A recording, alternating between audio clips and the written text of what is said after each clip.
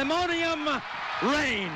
Family and friends, Pandemonium Reigns in your business, in your speakers, in your ears. Excited to hang out with you guys today. OrangeCast edition. I'm Dan. He's Mike. Happy to be with you guys. Make sure you like and subscribe.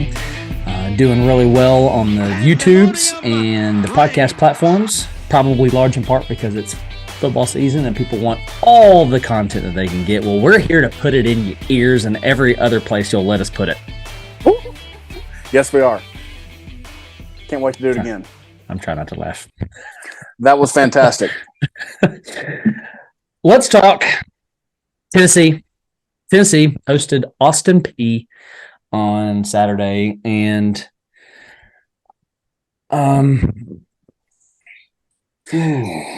your words were, you're mad. Yeah, I was hot. I was hot from, really, if I'm honest, the first quarter. I was hot. I don't know. I mean, just a bad performance all the way around. I don't know about effort. I mean, I'm sure there was a lot of things going on. Weather delay that prevented running out of the tee, weird jerseys. I just don't get it. You only get 7 games in Neyland Stadium this year, and that so far is the worst win of the Heupel era, I'm going to say. And I have way more questions than I have answers about anything coming out of that game. That's fair. That's fair. Let's just break it down a little bit by little bit. Let's first talk Joe Milton. Yeah. And Joe didn't play well. No, he didn't. Didn't have his best day. We ran somewhere between 10 and 11. We had 10 or 11 completions on screens. We went very lateral. Yeah. We had one deep ball attempt, and I don't know that we even looked at any other deep ball. That ball was dropped, if I remember right. So a lot of thoughts here, and I'm going to try not to word vomit all at once, but overall, just on behalf of Joe didn't play well. No. There were balls that were late. There were balls that were high. There were balls that were behind. Again, I have thoughts on this, but you got to do better, especially when considering the opponent. But I do think that's large in part of the day was the opponent. I think that had a lot to do with it. But, I mean, you in agreement on that? Just Joe not having a good day? Not a good day. I mean, statistically, not a bad day. But when you look on the field and at the game that we watched, not a good day at all. I agree completely. I don't know, just looking at it, whether to put – I've got frustrations with the receivers. I've got frustrations with Joe. Ball placement wasn't ideal by any means. Lots of passes did hit hands, but they obviously could have been cleaner. I guess maybe my biggest gripe might be with Dante Thornton, because that was actually some of Joe's nicer work going vertically than as opposed to all the horizontal action we saw, getting out of the pocket, putting it in his hands on the sideline, whatever, But yeah, just bad by the wide receivers and quarterback. Yeah. Bad in a lot of places, especially on the offensive side. All right, so I'm trying real hard, and I feel like I'm dancing around. So I'm just going to go ahead and say all the things that are in my head, and then we can just kind of go from there. But right now, the way that this is working out, it's not working. Tennessee fans, calm down. It's fine. Well, I mean, really, it's fine. Michael alluded to this a little bit. You had several things. For one, the day was just weird. You had a lot of SEC programs play with their food. Mizzou, South Carolina for a little bit. I mean, there was just something in the air. And then you add the fact for us, you add a lightning delay. Then you add in the fact we didn't run through the tee. I guarantee you a lot of these guys felt like it was an open practice. Yeah. Considering the opponent.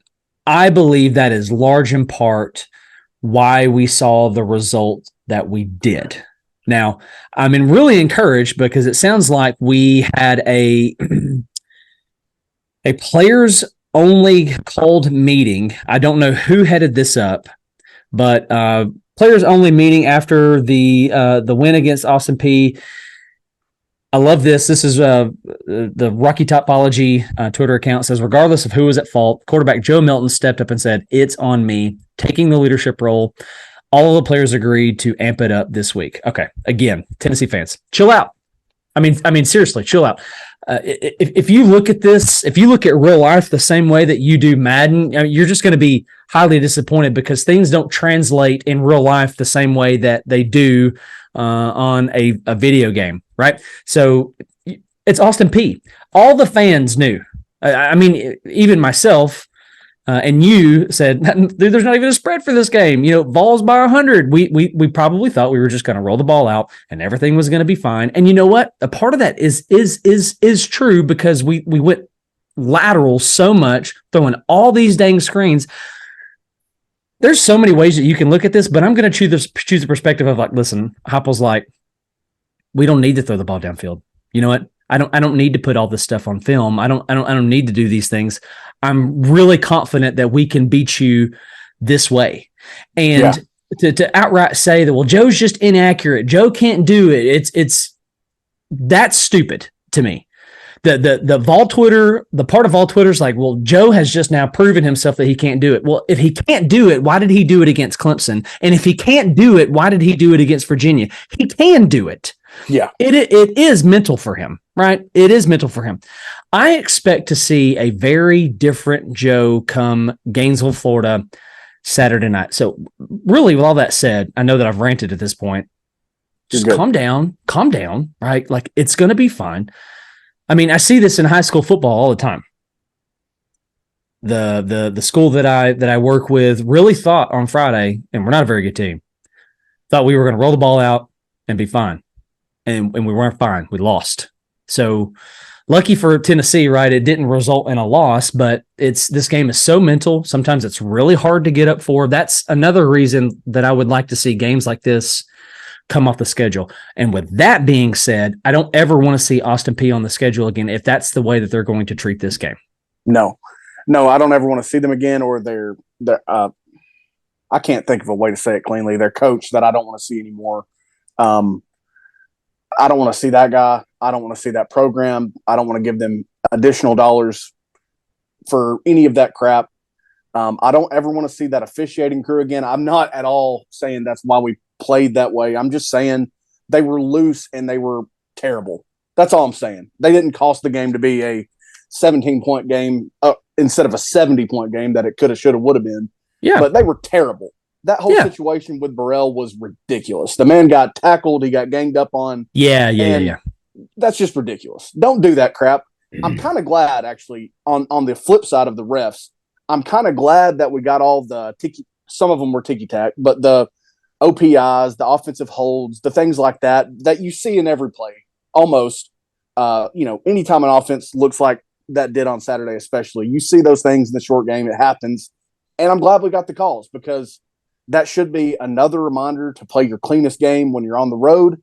Typically is when you're going to not get those calls, but in Saturday's case, we didn't get the calls at home. So good. We won the game.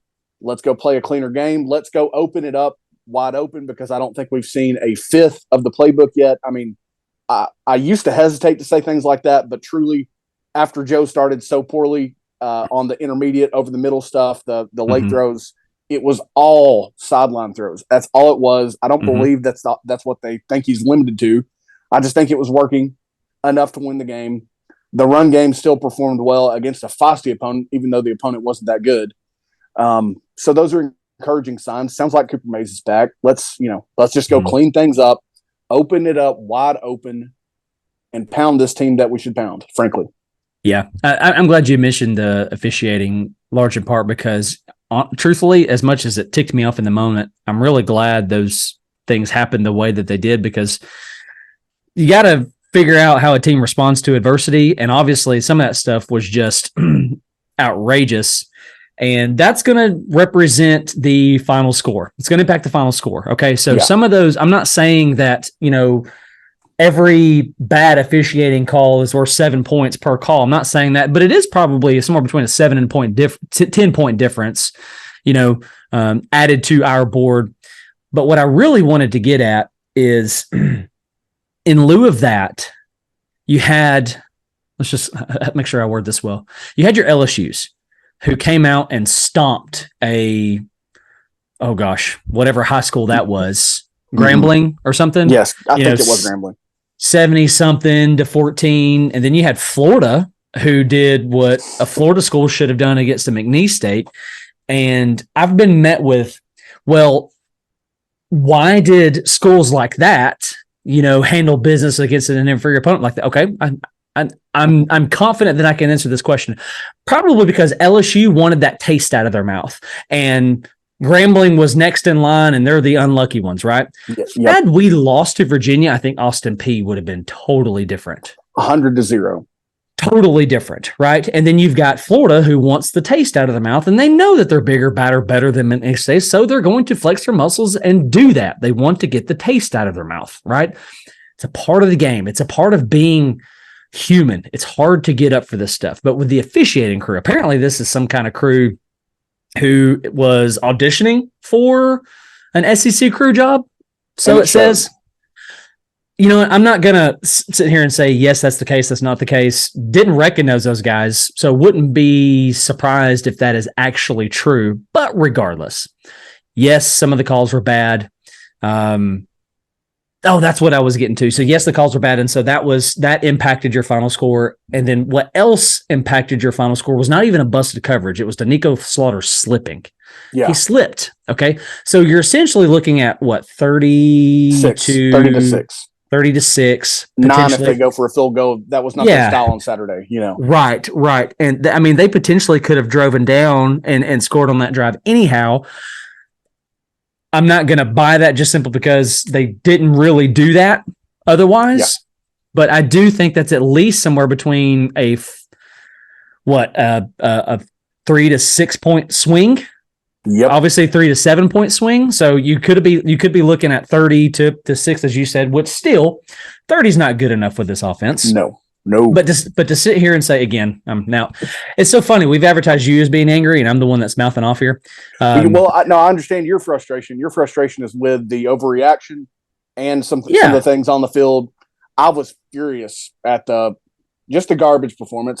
Just because it's okay. It's not been the nature of the team since Heupel took over to play that bad. It's not.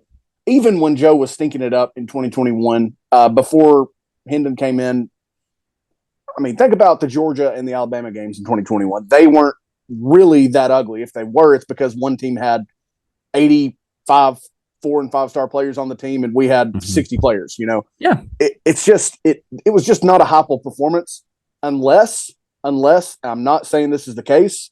If that's your worst performance of the year, you're probably doing all right. So be it. You're still looking at your high floor, if not reaching your ceiling, and then some. If that's the case, but I hope that's the worst performance that we see all year, because it truly was terrible, and it was disheartening, with the exception of, maybe the defensive line. Aaron Beasley for sure. Wesley Walker was playing ball out there like he seems to be doing this year. I thought defense was solid. Offensive line wasn't terrible. I just think that, you're not going to notice them that much unless you're running wild or you're getting your quarterback killed or whatever. But, it's just garbage performance, and hopefully that's your South Carolina performance from 2022. That's what you really need to hope for and look at. Sure. In line of the offense, I do think there's some things to be encouraged about. Brew McCoy played, and he played hard, and it doesn't necessarily. I should have mentioned him and McCollin Castles. I should have mentioned both those guys. Yeah, well, Brew sticks out for me for different reasons. When the ball was not in his hands, he was still busting his tail, getting blocks, and obviously it costed him a penalty. Which, never mind. But that is what it is. I thought he played hard. Thought he was extremely physical. Whatever. I thought your disappointing thing in the wide receiver room was Dante Thornton again. That's a tough catch. I mean, again, this is not a video game. I mean, he's coming back. I don't think that's the design route, so he's coming back to help out the queue. For Joe. Right. And I mean, it's a tough catch. He didn't make it. Let's not. I mean, the part of I've been spending too much time on Twitter. The part of all Twitter that's just crucifying him, like, chill out. And if you think that you can go and do it better, then go do it better. Then you should have, yeah. Yeah, then you should have. So I guess my overall issue is let's not put a verdict out on this team 2 games in. 100%. Especially when the 2 games look very different. And again, I'll just say it again. If they can't do it, they wouldn't have done it against Virginia. Yeah. Who's going to be a better team than Austin Peay? And you're right about Joe. He wouldn't have done it against Clemson. He was accurate in that football game. He wasn't 100% accurate. No one's ever been. Yeah. But he was accurate in that football game, making throws over the middle to keep drives alive or to go get points. The deep ball was working that day. Again, he's not forgotten how to do that. I do have slight concerns as we go forward about Halsley versus Golish, just because things have looked different. And granted, like you also said, we've not played a Pittsburgh. We've played a Virginia. That's going to be a bad football team. And we've played Austin Peay. You're not going to be opening it up unless you need to. So you need to, yeah. We'll see. We'll see about Halsley. We'll see about him. The verdict's still out. I don't love what I've seen so far, but again, he's a first-time coordinator.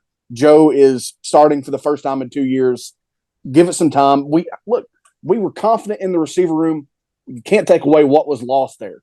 No matter what talent's there, you can't take away what was lost at the position. So these guys just have to figure it out. Saturday's a great opportunity to do it because Florida, even though it's in the swamp, it is not those Florida DBs that it has been for most of my lifetime, even into the McElwain and early Mullen eras. It's not those guys. Yes, they have talent because they're an SEC program, but it's not those guys that they used to have. So go break out against Florida. Go do something you've not done in 20 years, and let's get right back on the boat. But I'm also haven't spoke about this yet. You have, but I don't know where along the way so many people got on the bandwagon last year, because the amount of jumping off of the bandwagon that I've seen on Vol Twitter is really disappointing. Come on, people. If you're going to do that after an Austin Peay, okay, go ahead. If Heupel flamed out by next year, which he's not going to do, it's not going to happen. If he flamed out by next year, I'll be loyal to that man until someone else comes in and wins 11 games. That's the way I feel right now. Stay on the bandwagon or truly do go get Lawson, where, the program's headed in the right direction. You're not going to win 10, 11 games every year. If Tennessee doesn't show you that, you don't know the sport very well. Right. We've seen where great programs like an Alabama plays with their food against teams like this. It's going to happen because it's so hard to get up for teams like this, for games like this. You know what? Yeah. It ended up being a night game in Neyland. Again, the weather delay, the jersey thing, not running through the tee. As stupid as that sounds, I think it made an impact. It shouldn't have. I'll give the fan base that it shouldn't have, but it did, because sometimes it's just flat out, inevitable. But let me say this too, just agreeing with you, but we're not Georgia 2022. But go look at Georgia versus Kent State last year, Missouri last year, and again, we're probably not 2022 Georgia. But go look at that, and then just flip up your ESPN app or whatever you use and look at the slate of games. Look at Appalachian State almost snapping someone else again. What are we doing?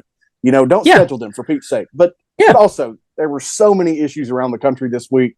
So many storms along the eastern side of the country. A lot of games got impacted by that. They were 4 and 5 hour affairs based on the delays that happened. It was a weird week. The season is young. You made a great point. Is 2022 Georgia 33 points excuse me, are they, try this again, 2022 Georgia, are they way more than 33 points better than Samford? Yes, they are. Okay, they beat Samford by 33-0. Okay, and again, you're really looking at a 30-6 score if Slaughter doesn't fall or slip, whatever. Chill out. Now, you want to panic come Gainesville and we're doing the same thing? All right, panic. Yeah, I'll be right there with you. But that would be a fair cause of concern. In the meantime, chill the heck out, because it's just hard. It's just hard to do. And I would say this, to anybody who's poking fun, whatever, because I've got the what's going on in Knoxville thing. Listen, if you think you can go coach a football team better, Go do it. If you think you can get 18 to 22-year-old, D1 football players whose ego was driven through the roof through the recruiting process and the food that they get on the daily and the equipment that they get on the daily and the media interviews and all that stuff, and get up for Austin Peay, who they probably can't even tell you what city they're located in. The announcers couldn't tell you what city they were in. Okay, there you go. Fair enough. The announcers were saying Clarksburg, Tennessee, which I guess is not incorporated yet. Yeah. And so we kept things extremely vanilla, and Austin Peay threw the dang kitchen sink. Yeah. So, you know what? Knoxville is not on fire. Everything is fine. It's a great moment to call a players only meeting and say, "Oh yeah, not again." It's actually a very ideal situation where you can do that, as opposed to doing it after going down to Gainesville and say, whoa, guys, we're better than Florida. What the crap? Exactly. So anyway. Use it to your advantage. Go turn things up from here on out. Mm-hmm. And here's the thing. If Tennessee pulls 9, especially if they pull 10 or more wins this year, ain't a soul remembering this. Nobody. If your Georgia fans will. Yeah, they will. But if you want proof and you're a Tennessee fan, go look back at the former era when we used to play teams like this and the score was 35-7 or 28-10, or go look back at it. Seriously. And think about how good the program was under Fulmer. Go look back at that. Do the same thing for programs that have been good for a long time. And I mean, look at Ohio State early this year. They play with their food all the time. They have played like garbage to start this season. So Indiana is food, and they constantly play with Indiana. They truly do. And Youngstown State, I think they were tied at 14. They were definitely tied at 7. Go look around the country. That if Ohio State isn't an example of a reason to calm the heck down, I don't know what to tell you, because they're fighting for the playoff every year. Who is the greatest Tennessee quarterback of all time? Amen. Peyton Manning, who lost to Memphis in 1996. It happened. Okay. Chill out. Please. Calm down. It's going to be fine. Again, if it comes around Saturday in Gainesville and you see the same things, which, if you want to be concerned about potentially happening, okay, but get off the dang panic wagon, whatever. Yeah. There are some positive things. I was exceptionally excited and pleased with some of our defensive guys. Aaron Beasley is that dude. He was up. He was up for the game. He don't need a reason to be up. Yeah. Had I believe it's a career tie. Well, you know what? He might have gotten 2 or more against Clemson, but he had 2 sacks on Saturday night. Tallied with 5 tackle for losses, 9 total tackles. You mentioned Wesley Walker. I thought he played exceptionally well. We got to see, now you listen to the preview podcast. We were, this is what we want to see. We want to see Nico and safety rotation, yada, yada, yada. Well, we didn't get that, but you know what? Jeremiah Thielander racked up 6 tackles, and we got down into, the Davin Hobbs, who might even just be a 2 deep, so not real sure there. Nonetheless, we got some rotation a little bit. Your guys like Arian Carter saw the field, who we definitely want come, especially before going into Gainesville. I think the most disappointing thing for me, and this is because it's personal, Christian Charles getting hurt. Not real sure what the issue is there. Look bad. Yeah. But sorry, I'm all over the map. But then you've got positive things like James Pierce Jr., who bull rushed that left tackle into a sack. I mean, the dude at this rate has got a really bright future. I'm excited for the defense. I thought the defense played exceptionally well. For the most part, we came out pretty healthy, So I don't know. I think there's things to be encouraged by. I mean, offensively, Jalen Wright went for $118. Jabari Small almost hit 100, both on 13 carries. I thought Dylan Sampson, he only got 3 touches, but his touches, it's like he didn't see it or didn't see the hole or tried to bounce it too quick. I'm not real sure what was going on there, obviously, because I don't know what the play call was, but yeah. And then you mentioned something to me during that game. I won't word it the way you worded it. I'll say it this way. Let's not get Joe hurt by running against Austin Peay. But the good news is, he's athletic enough to running and get a score there. So anyway, lots there, a lot of content, but for the most part, calm down. Yeah. Yeah. And, not going to jump to Florida, but it's funny because the narrative this week is to be ready for their rushing attack that looks so fierce, yada, yada. I don't think they gave the running backs a combined 10 touches against Utah. So if Tennessee's front plays as well against the run as they have at times, not saying they're going to dominate it, if they play well against that front and they force Florida to pass, I think that ends in a positive result. We'll see.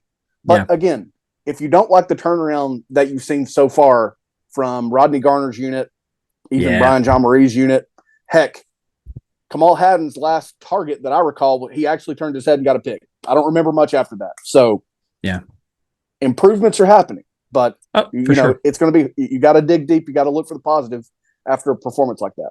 Sure. Like you said, not going into Florida too much, but, Austin Peay had something that Florida does not, and that's a mobile quarterback. I'm not saying that Mertz is a statue, but they lit us up with some zone read stuff, some quarterback keeper stuff that I just don't think.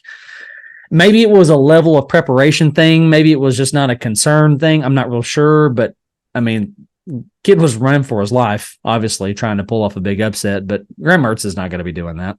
Shouldn't be, man. I mean, you contain Pearsall, and you should have a nice night. For sure. I'm confident enough, even with offensive struggles, if that happens in Gainesville, that our defense should be good enough to still keep us in a close match. I don't have any confidence in Florida's offense, not yet anyway. And I'm gonna play freaking contradictory coin here because look who they played, McNeese State. So yeah. What are you gonna do with that?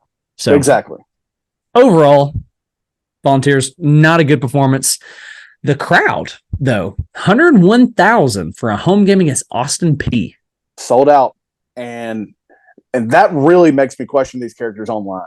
That's what really makes me question these characters online because the crowd was good. Even even as the game progressed and was still ugly, the crowd was good. So credit to the actual humans in the stadium on that, not the bots online. But love that. And I think we're going to travel pretty well to Gainesville because when they lost that game to Utah, the tickets were plummeting. I already know that a ton of people were going. So go down there and make it LSU 2022. For sure. One more thing I want to add on Tennessee is Charles Campbell had a good night. I mean, he was 3 for 3, long of 37. He might be a better kicker than Chase McGrath. He might be. I don't know what his range is, but he's an accurate kicker. Yes. For that matter, the first punt wasn't a dandy, but they did get better as they went. Yeah, Jackson Ross seems like a Russian roulette punter. You're not real sure what you're going to get. It's either going to be excellent or he's going to yank it. And I think you want him punting to his left foot. Yeah, I was getting ready to say that. He is it ambidextrous when you can use both feet, or is it? I didn't think it was, but I heard them say that on the broadcast. Well, those commentators were not my favorite. Ambidextrous. Well, nonetheless, Tennessee's going to travel to Gainesville, Florida come Saturday, currently sitting at -7-point favorites. I believe that has already risen from 6.5. Yeah. So, you know what? Not a good day in Knoxville. Not a good day. It's fine. It's fact of the matter, but the world is not on fire. Knoxville is fine. And if there's anybody who I believe can correct it, it's Josh Heupel. It's the staff that's on there. That's coaching these guys probably as we speak. Yes, because he's given us no other reason to think he can't. Right. Exactly. So, and last thing I'll add, you touched on just for a minute. Hendon Hooker was not even the same. I mean, consider Hendon Hooker versus Pitt, Hendon Hooker versus Alabama. Wasn't the same. I mean, he not even remotely the same guy. The offense got into more of a rhythm as the season went, and it hit, all cylinders come, that night in October against Bama. But the athletes are there, right? The receivers will get it together. I'm confident. I'm confident in these guys' work ethic. We've heard nothing but positive things, especially out of the wide receiver room and Ramel Keaton. If I think I have a correct assessment on him, he's going to work his tail off and get it corrected. Boy, he should. I mean, he lost that fumble. Just a little lackadaisical on that play, but he's one of the guys that we're talking about, I believe, and I know that many of the guys talked about this. The goal is to win the East. That's the first goal. Sure. Now, the team didn't play that way on Saturday, but we've outlined all the reasons that it could have been that they didn't. But, I think even as ugly as it was, him losing a fumble, him having a couple drop issues so far this year, I think that bodes well for the work that he's going to go put in this week. Oh, for sure. For sure. I expect a much better overall performance come Saturday night in Gainesville. If I've said it once, I've said it 1,000 times. All right. Well, that's going to be all for today. Unless Mikey's got anything else for us. Listen, I'm just going to go ahead and tell you guys, the side of Mikey that I get and the side of Mikey that y'all get are very different. And I'm just waiting for him. He's so professional. We love you guys. We love you guys. Thanks for hanging out with us, letting us tickle your ears. I'm Dan. He's Mike. This is Pandemonium Reigns. God bless. Go Vols.